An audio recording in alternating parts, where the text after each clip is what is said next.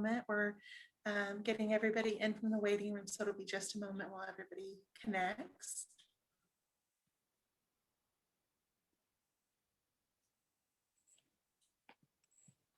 And we are going to go ahead and start recording of this session so we can send it out for everyone who's not able to attend live.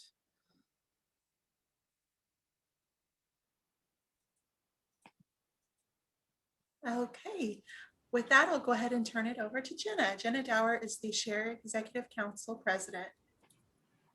Hi, everybody. It's great to see so many faces today. And I just wanted to say welcome to our friends from the Solus app. You guys came a long way to attend this meeting. So thank you for joining us. Thank you, everybody, Illinois side, for taking time out of your day to attend this meeting. With that, I think I'll just go ahead and let's get us started with the agenda.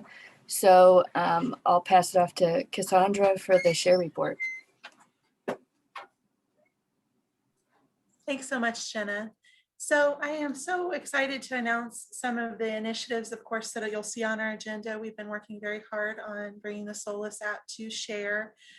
We've also got some policies and procedures that are under review, as well as elections for our medium library representative on the Share Executive Council.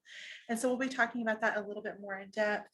But we've also been working really hard this year on some initiatives. So for example, we did receive an eBooks grant of $125,000 from the Illinois State Library for Cloud Library. And so we have spent over $100,000 to date, but we are anticipating finishing up that project this month. And so it's just a really exciting program. And Dina Porter, she's our new Share Administrative Services manager for Share. And so she has been working on a group for common loan guidelines. And so these are opt-in guidelines so that we can start to move towards standardization, so we don't have so many different due dates and different renewals. And so of course, it's with library autonomy, we want to make sure that everyone has the opportunity to still choose their loan periods and things like that. But it's just an option for more of our libraries to become just a little bit more standard, to make life a little bit easier for our patrons. And so she's been working with a really great group of frontline staff to determine some of that. And so we'll be really excited to see how that project unfolds. We've also switched to virtual programming, and so the training is almost exclusively virtual. I know that there was a brief snafu with Adobe Connect that we've gotten worked out, but that also gave us an opportunity to refresh some of the trainings that were in that program. And so just reevaluating. And so now even offering some of our more advanced cataloging classes online. And I know that we're still in this weird in-between place where we're not quite ready to go to in-person training yet, but we're really looking forward to when we can. So I think that COVID is always, we're going to talk about the silver lining for a long time of things, how things changed, and so in some cases changed for the better. And I think our virtual training is at one of those where we did see that silver lining. One of the things that was not a silver lining was our Kit and Caboodle program, which we really launched that in January of last year, and then almost immediately had to place it on hold because so many libraries were closing. And so we are ready to talk about that again. And so we'll be doing a bit of a demo later in the meeting. And then also we have just had a lot of activity with Cloud Library, with RB Digital, with Overdrive. So RB Digital, of course, their platform has been retired, and those libraries had the option to either join a different Overdrive consortium, purchase magazines through EBSCO, or we also looked at an option for Cloud Library magazines, but that was determined that it was just a little bit too expensive for us for this year and would not benefit the majority of our members. So that was all member driven. We decided against moving forward with that. But that being said, it still makes our eBooks program incredibly affordable. And so we're really excited to still be able to offer that to so many of our Share members. So that is my share update on some of the things that we've been excited about and been working on. With that, I'd like to go ahead and turn it over to Ellen Poppett for the IHLS report.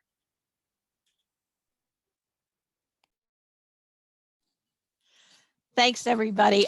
It was interesting to hear Cassandra review the last year, because the first thing on my list to give you as far as the system update is the fact that at the system now, we're working on our system area and per capita grant for FY22. So that goes to the state library by the end of this month to provide us with funding to operate as a system for the next fiscal year. So that always is a very hands-on deck project, with most of us at the system having a piece part in the task to complete that. The other thing we're working on is the certification process. If you remember, and again, as Cassandra looked back over the last year, if you remember, that was suspended in the spring of 2020 because so many libraries. Yeah. Oh, I'm so sorry to interrupt you. We're having just a hard time with your microphone going in and out. Is this better? So, yes. Try to pull the microphone away from your, I think it's rubbing on your cheek a little bit. Can you pull it away from your, How's that? we go. Let's try that. Yeah. Okay. So I hope you heard that we're working hard on applying for funding through our area and per capita grant for FY22. The other thing we're working hard at is certification. So if you haven't done your certification yet, please expect a call full of our very best nagging efforts from either Anna or I to get that done. And the deadline for that is May 15th. Happily, we have a couple nice continuing education opportunities coming up. We're doing a Members Matter meeting next Thursday, May 13th, and that has to do with libraries and legal services.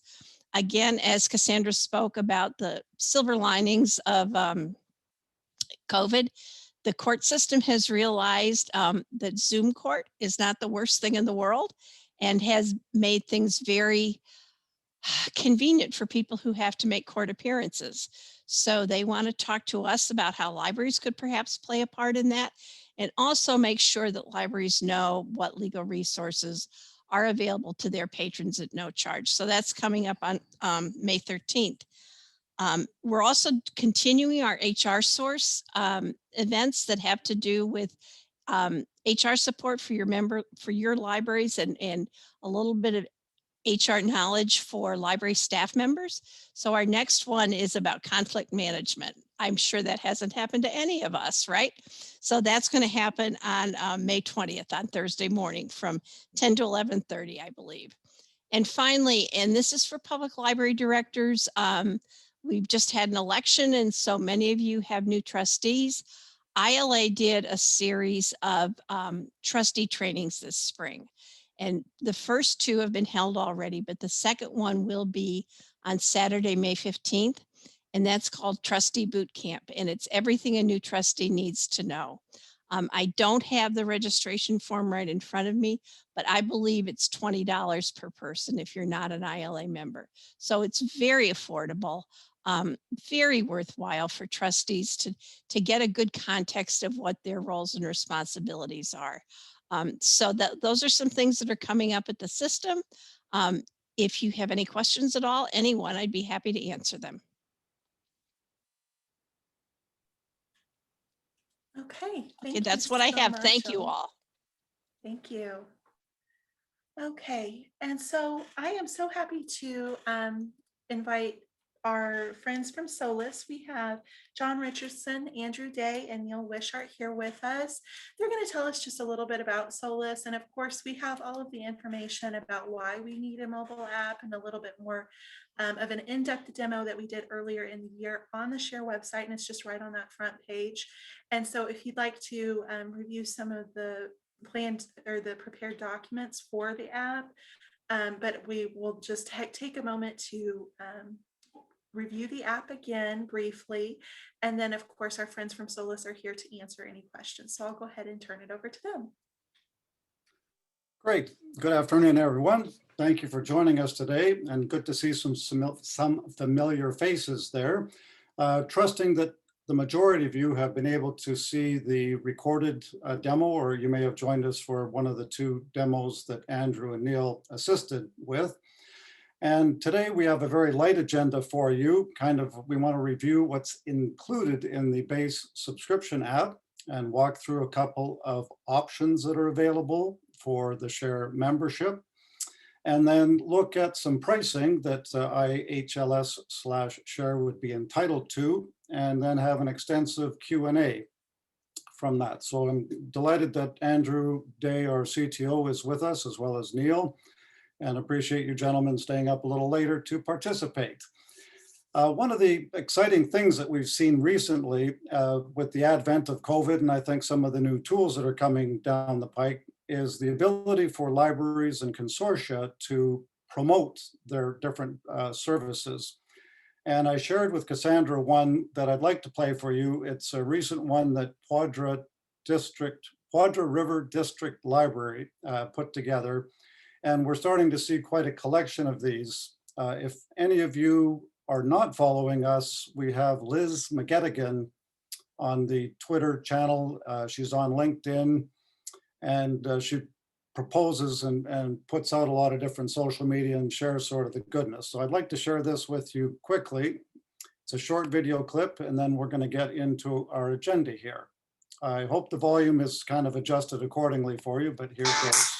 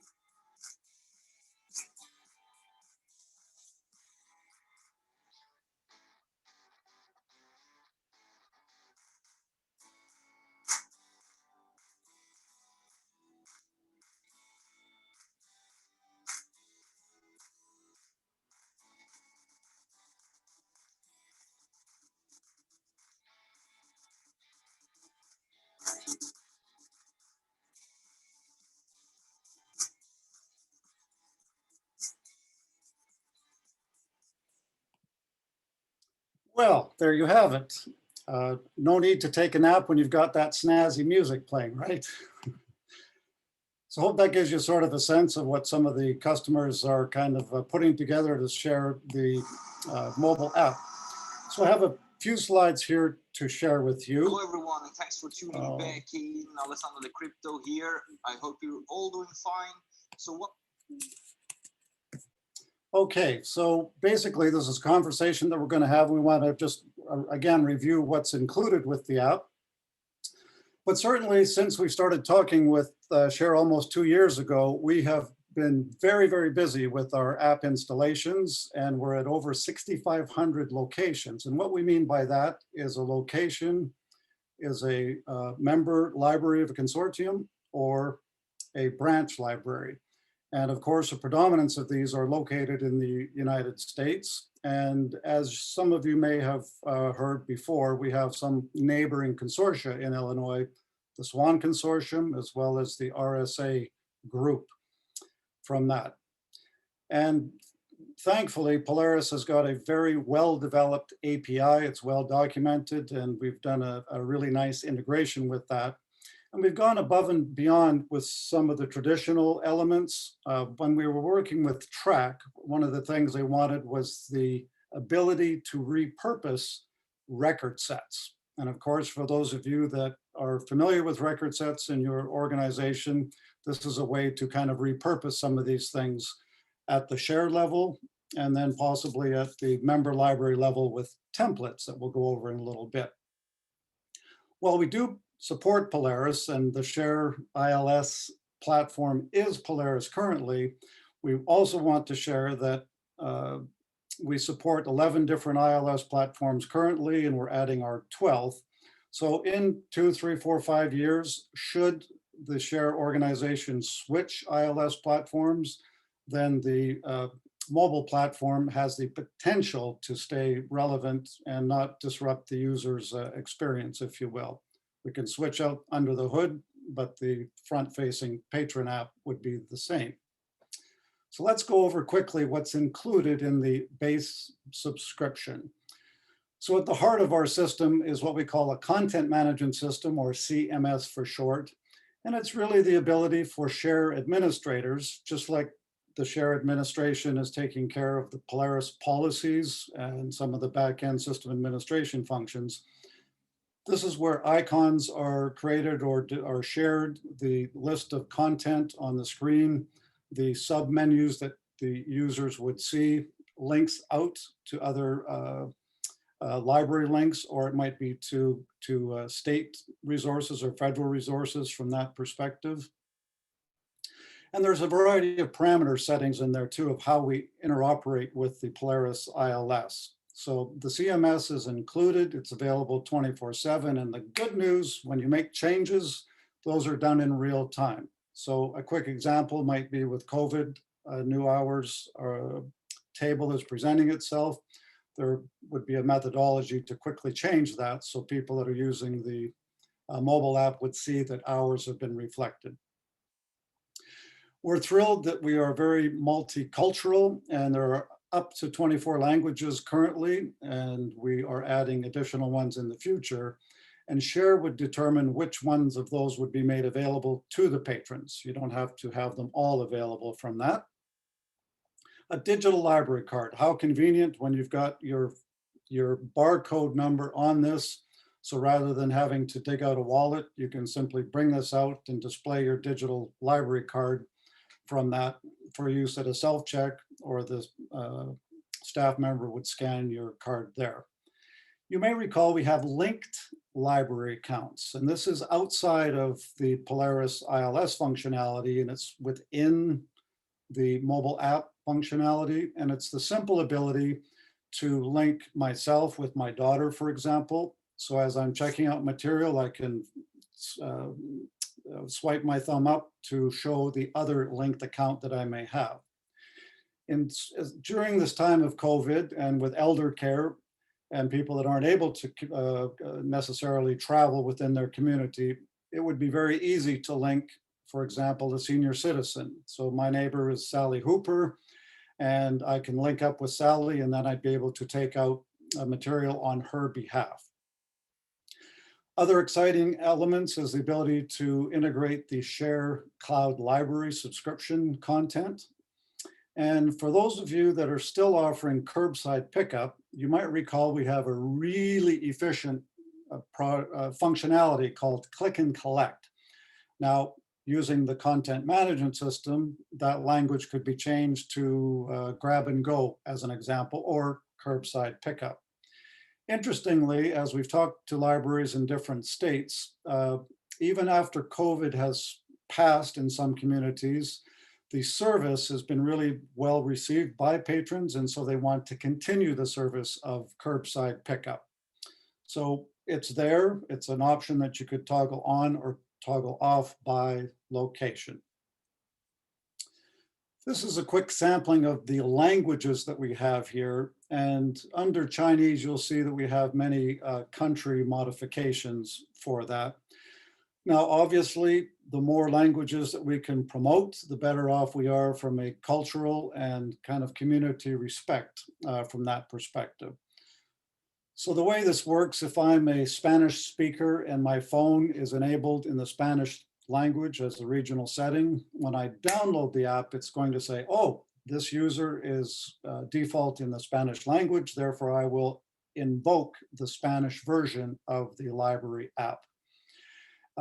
Under the My Account functionality, you might remember during the demo, it's very easy to switch languages. So if I'm an English student taking Spanish immersion, I may want to flip my version into Spanish so I can practice reading Spanish. And conversely, if I'm a native Spanish speaker and want to learn and practice my English, I can revert it into the English language.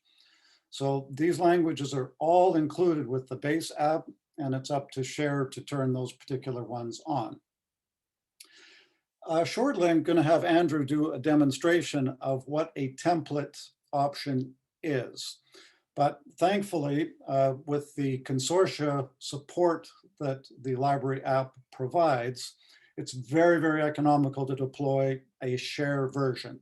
Meaning when any patron goes to the app stores, they would search for the share/IHLS app, if you will. And individual libraries may choose this option. This is a slightly added fee base. So it's basically identification for branding, logos, colors, customized menu and icons. So whatever Share has, my template could be different. Share might just have Spanish and English, and we might have Vietnamese, Russian, and English. For those of you that have deployed a Event Solutions or a LibCal, a calendar events program, we can link to that. You may have content that that you subscribe to that the Share organization is not. So that might be a local Hoopla subscription, for example. With the template, you're also able to utilize your own customized record sets. So being able to kind of customize those record sets that would speak to your community. And lastly, there's the ability to enable, disable certain features if aligned with Share policies. So that's something we could go into a little deeper for that. So Andrew, I'm going to stop sharing here and let you take it over.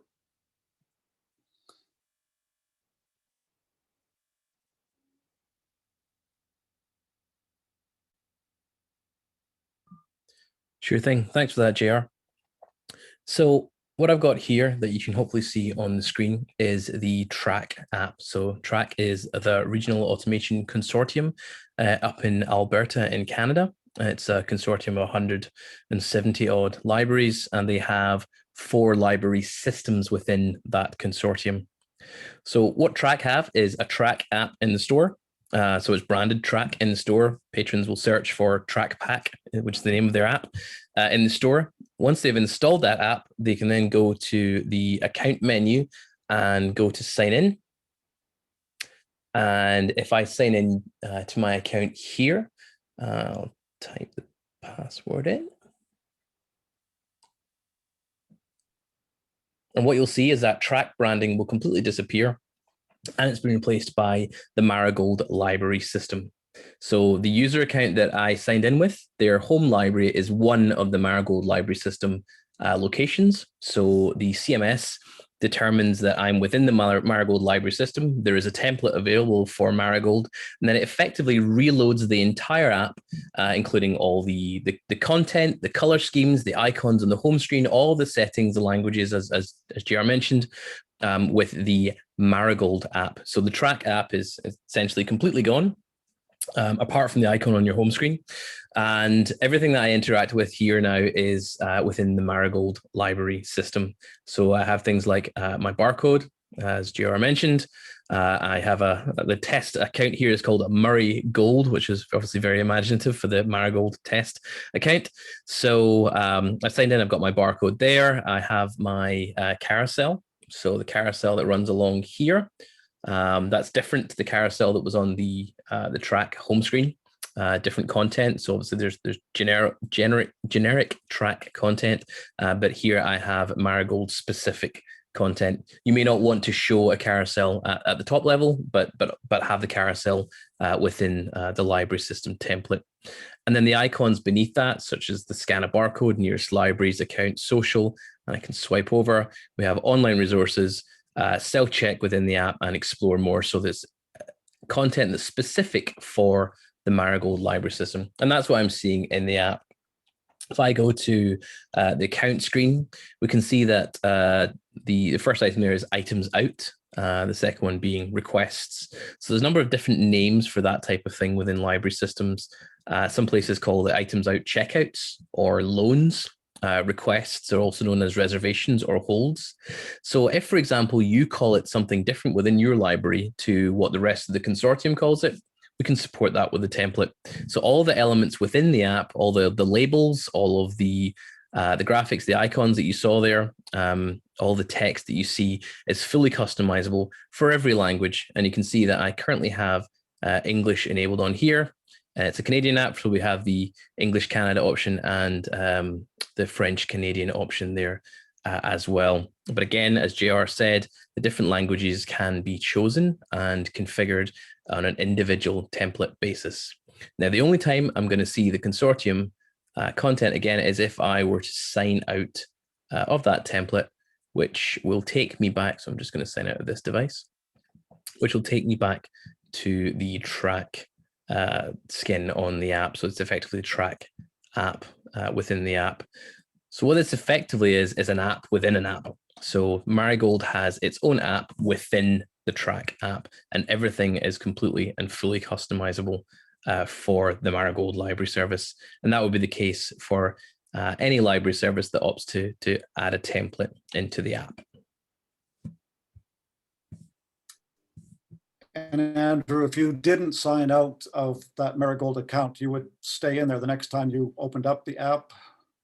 Correct, absolutely. So the app will retain my login, and it will retain the fact that I'm part of the Marigold library system. So the next time I open the app, it will go straight to being the Marigold library system. It doesn't default back to track unless, of course, I actually sign out of the app. So just by closing the app and reopening it, it would retain that for the next time you reopen it. Great. Okay.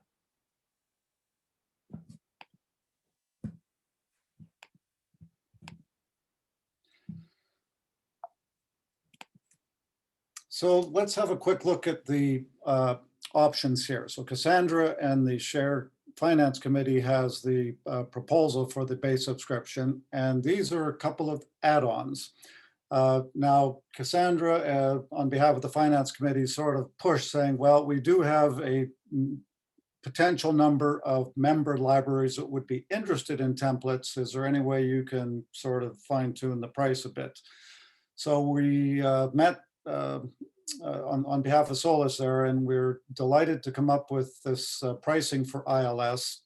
And Cassandra also shared the Finance Committee's desire would be to have set pricing and don't change it for a period of, I think it was 3 years minimum, for just sanity of administration and types things.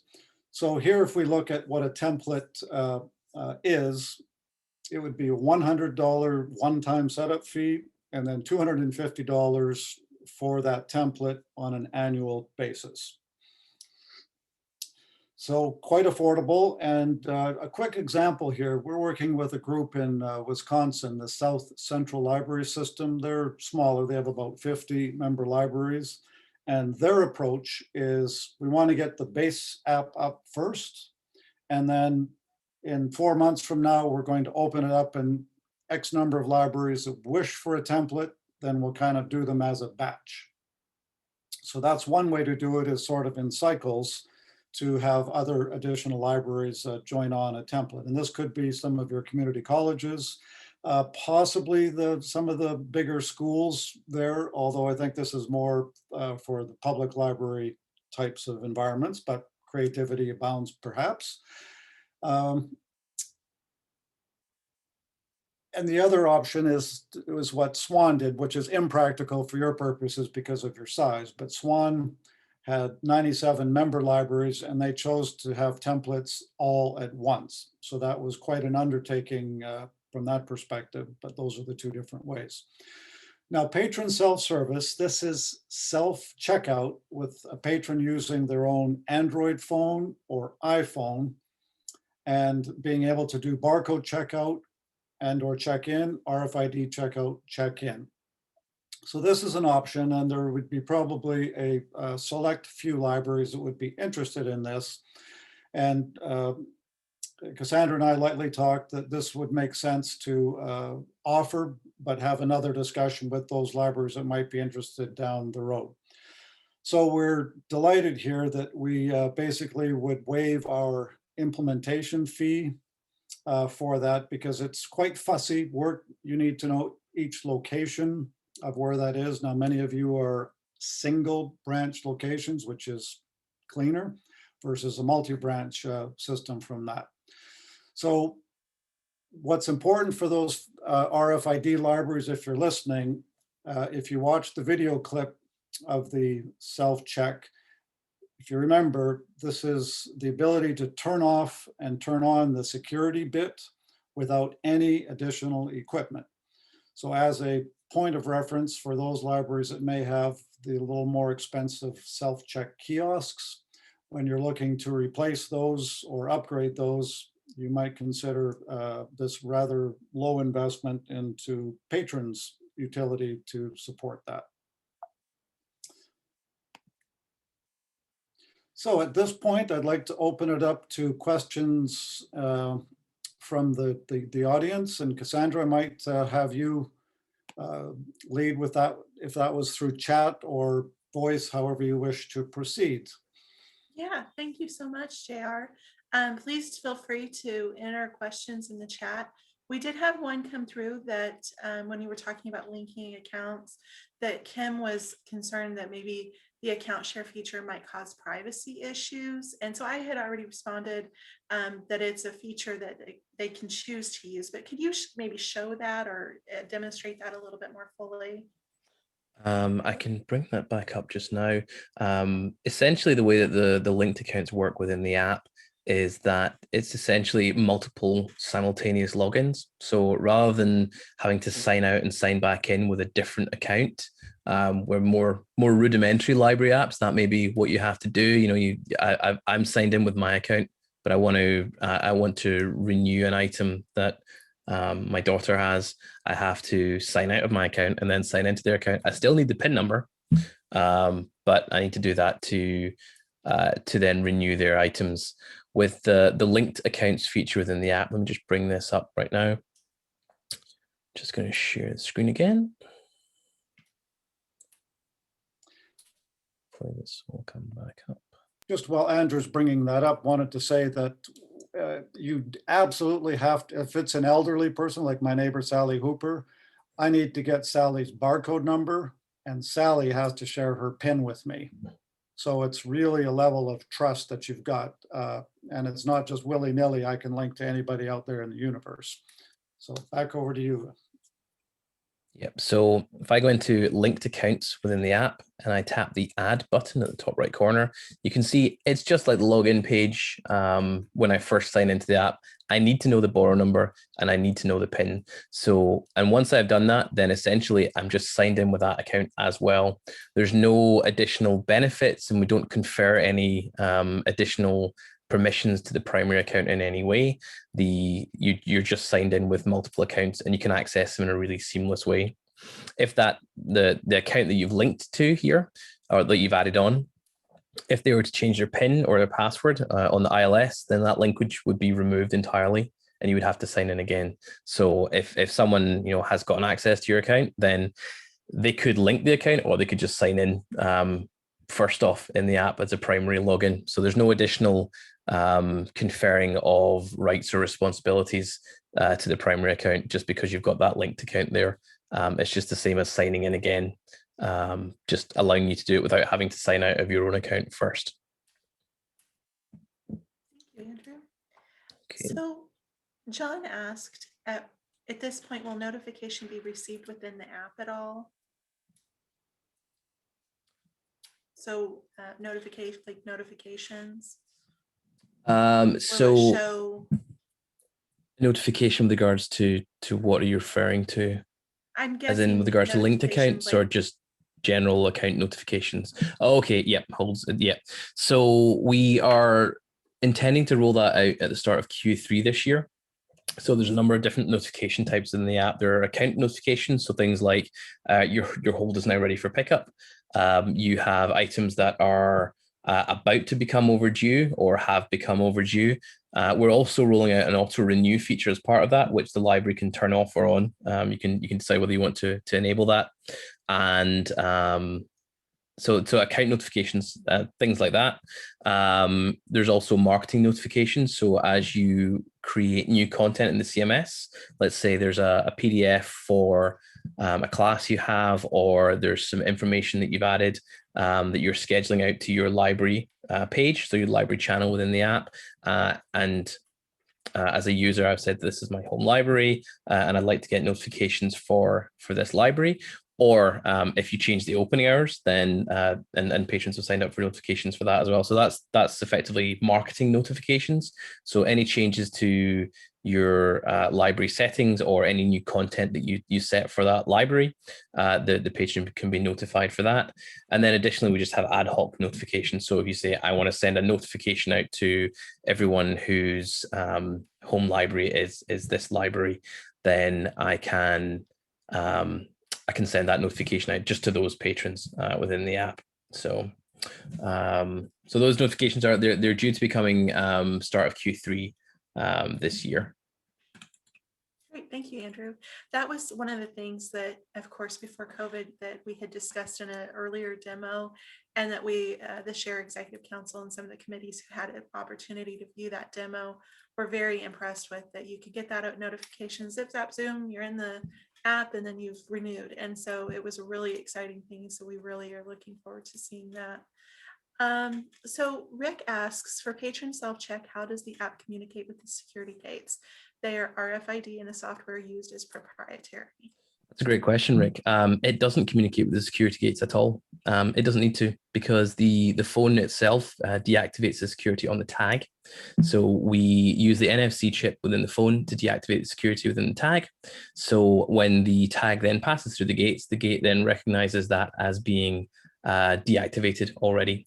So we don't have to communicate with the gates. You don't need to have whitelists or APIs or any kind of craziness going on with your gates or upgrade the gates in any way. So the RFID gates that you have, they'll be looking for the AFI code, the AFI code within the tag. And once the ILS has confirmed that, yes, that user is allowed to check that item out and it's now checked out to their account, the app will then change the AFI code on the tag to allow you to walk through the gates without setting them off.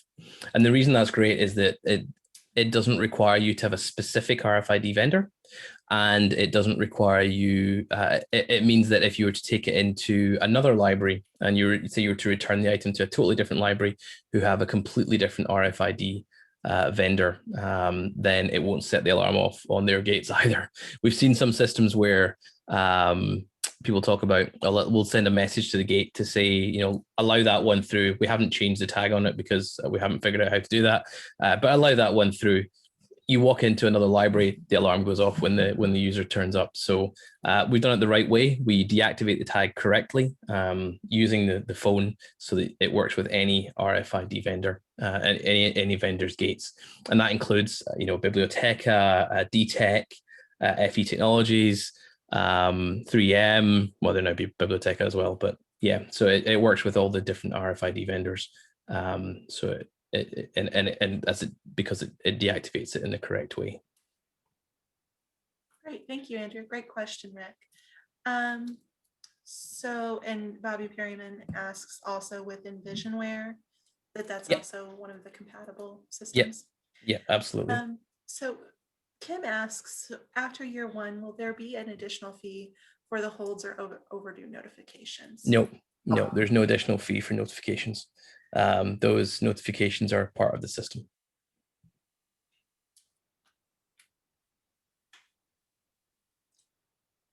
Okay, well, I really appreciate you taking the time to go over the app with us.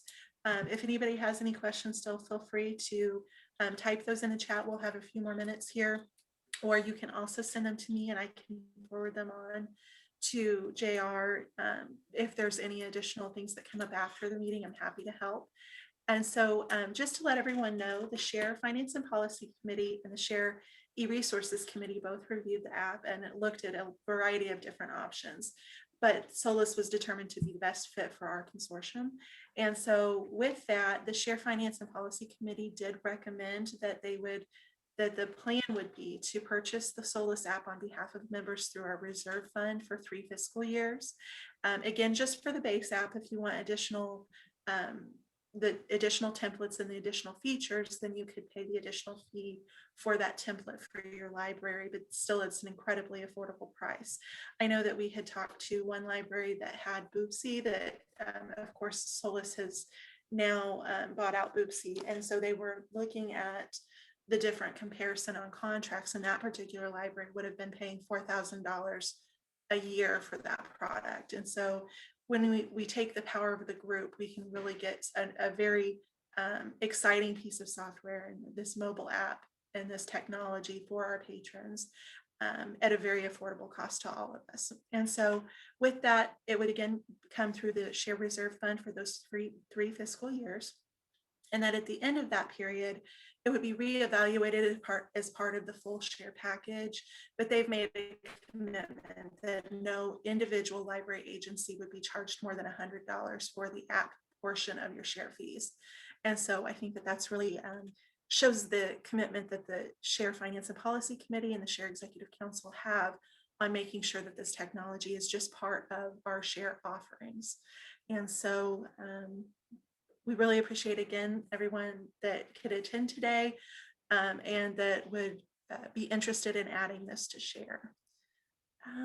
And so we have a few more notes in here. John Howard says that he thinks it's great that we're getting an app and that this is where our patrons live and it's vital to keep us relevant. I absolutely agree. And then of course, JR, thank you so much for coming and answering questions for us today. We really appreciate it. Again, if there's any additional questions, feel free to send them to me, cthompson@illinoisheartland.org. And then anything I'm not entirely sure of, I will be happy to send those on to JR. Okay, thank you all so much. Fabulous. Thanks so much. Bye, everyone. Have a good rest of your meeting. Thank you. Hello, everyone. See you. Bye.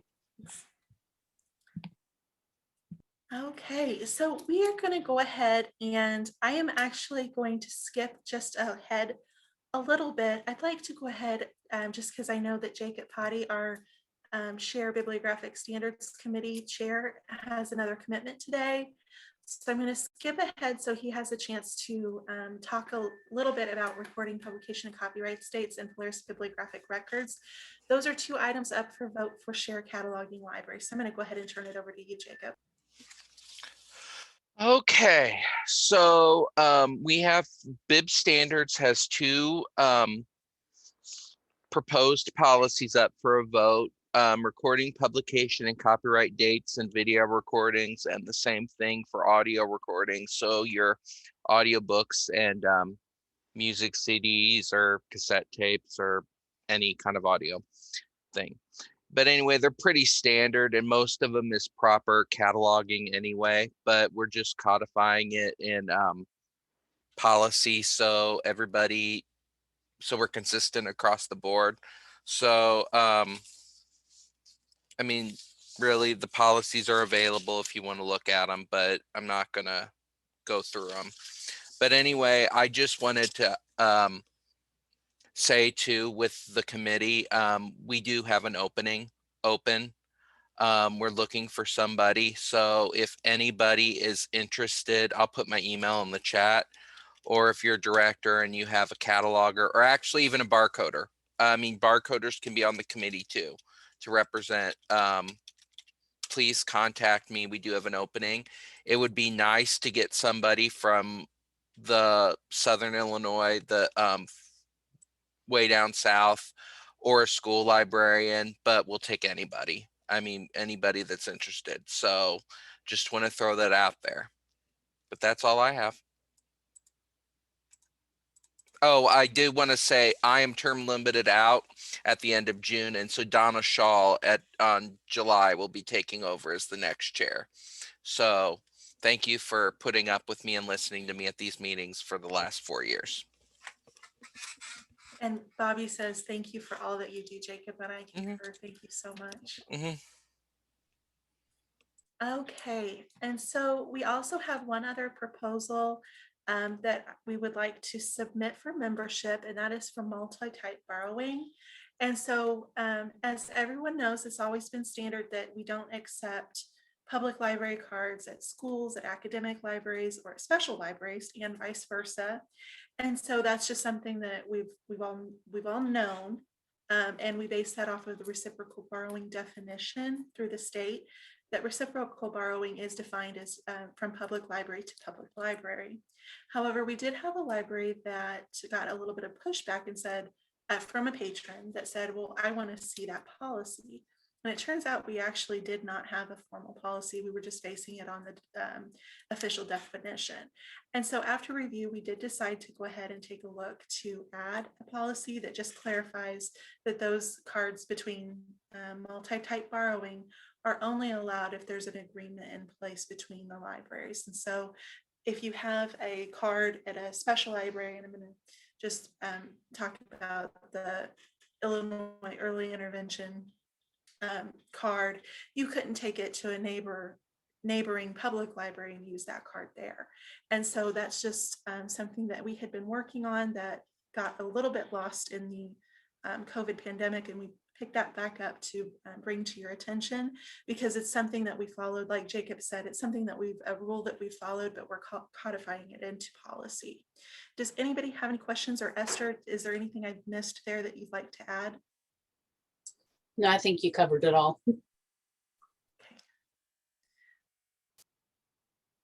Okay, and so the next item that we had, again, I'm so sorry, I skipped around because I wanted to make sure that we allowed our visitors to get to the top of the agenda. But we are also, I did want to demonstrate the Kit and Caboodle program. And so I'm going to go ahead and share my screen.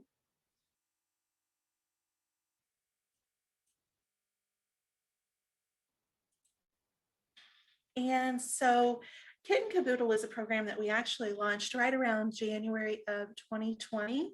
And we were starting to get a little bit of momentum, but unfortunately, life happens and pandemics happen. And so we had to really disable it, but we're ready to roll this back out. And we'd really like to solicit kits from our members. And so Kit and Caboodle is right here on the Share website. And I'm hoping you're all seeing things as they're coming through. Is everybody seeing my screen? Maybe.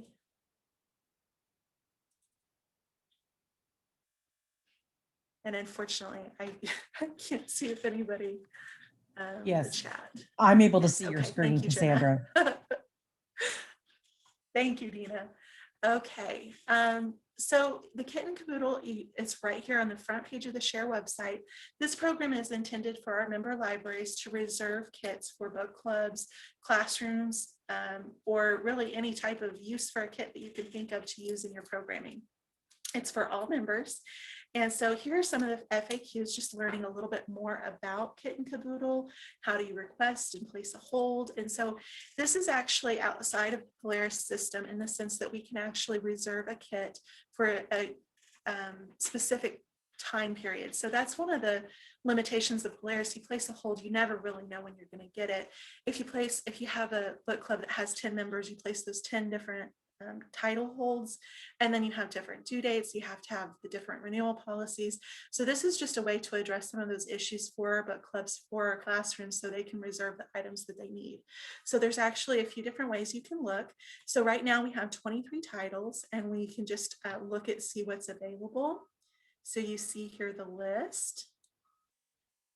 Then you can also, if you know what you're looking for, you can select from this drop-down menu. Or you say, hey, I have a book club in June and I really need something for our group. And so I know I'm going to need it June 15th through July 15th. So you can just go here to June. And then you can take a look at the kits that are available. So let's say June 15th. So here are the titles that are available.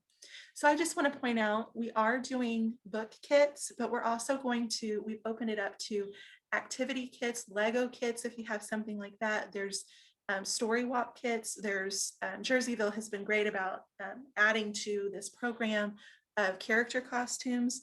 Now, we have been told by delivery, Olaf is kind of big, and so we've been told by delivery that he doesn't quite fit in their delivery vans when you've got other books to send out. So that's maybe one of the exceptions. They would all go through delivery, with the exception of maybe some of these character costumes that would be pickup only.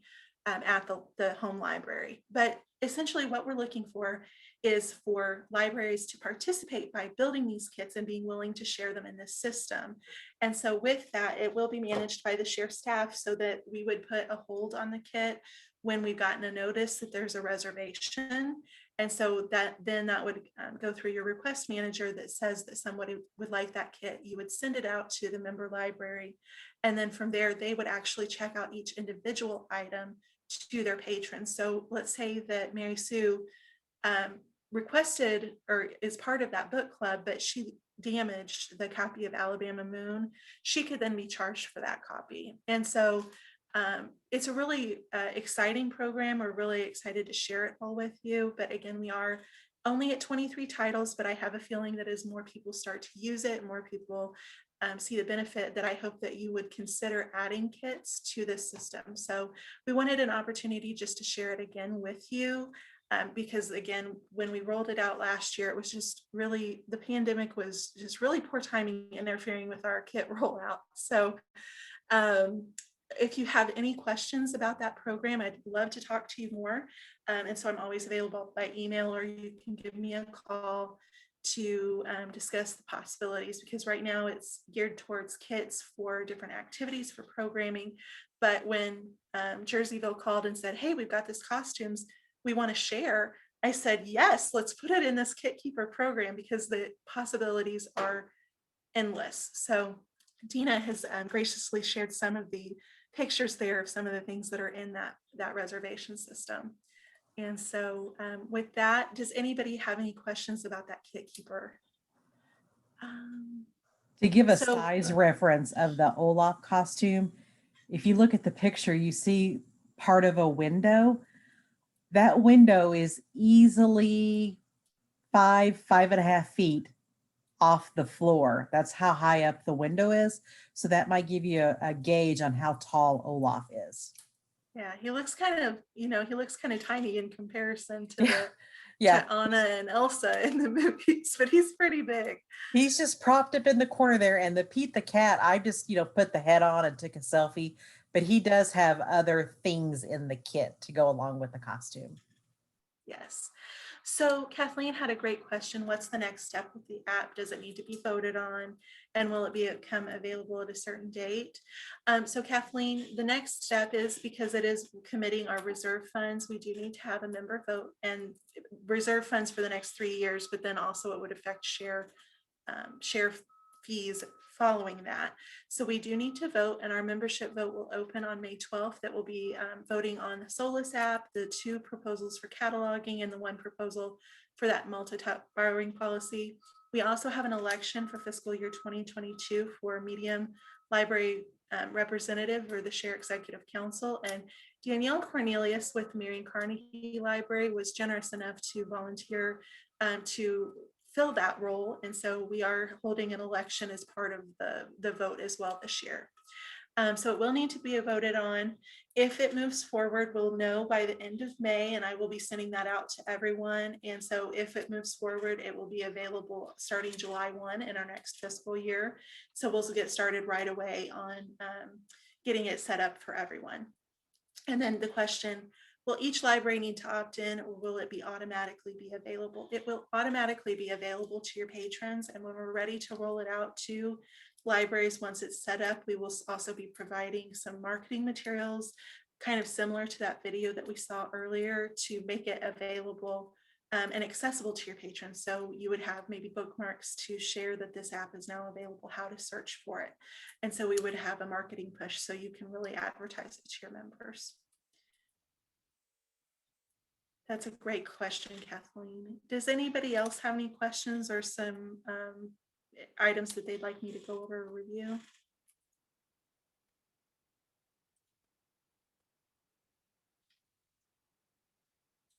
Okay, and I'd like to open it up to any other questions, comments, that if anybody has anything that they'd like to discuss just in an open forum about share.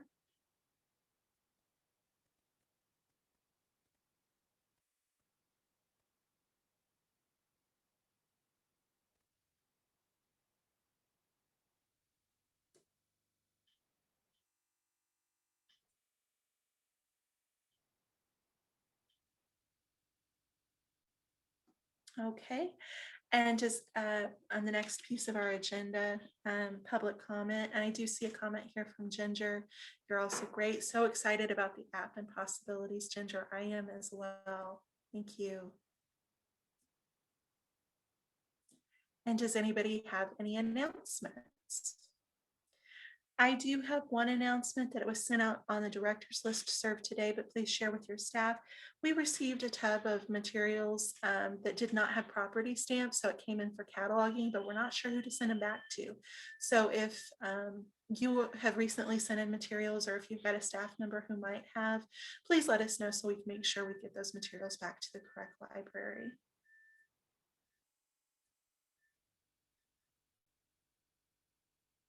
Thank you so much, Kathleen. She says she loves how we take care of all the libraries. And I think that that's absolutely one of the things that makes me really proud to work at IHLS and First Share is our staff really do care about each and every one of you and making sure we provide the best service that we can to you, because what you all do is so important. Okay, well, again, the share vote will open on Wednesday, May 12th. And so with that, we do require a quorum of our libraries to vote. And so with that, we have 367 members. So we do require a quorum of those members to vote for any of our changes to go through. And so please do take the time to vote, because we will start calling if we're still waiting on a quorum, we start to call people who haven't voted. So with that, I will turn it back over to Jenna if we'd like to adjourn our meeting. Hi guys, please go vote. They should get an email, correct? Yeah, they'll get an First? email. Okay. They'll get a series of emails before we start making phone calls. But yes, please definitely vote. Okay. With no further comments or items on the agenda, I will go ahead and adjourn the meeting at 3:56. Thanks, guys. Thank you, Jenna. And I do see that there were just a quick question that came through. Jacob reminded everyone that those two policies for cataloging libraries, only cataloging libraries would be required to vote on those two items. And then also Tina asks the quorum of the vote would be half plus one. So yes, that is correct, Tina. So we have 367 full members that have a vote. And so we would be required to get 184 members to vote. Okay, well, thank you so much, Jenna. Thank you, everybody who attended today. I really look forward to hearing more about your questions or comments about the app. And we look forward to another successful vote on May 12th.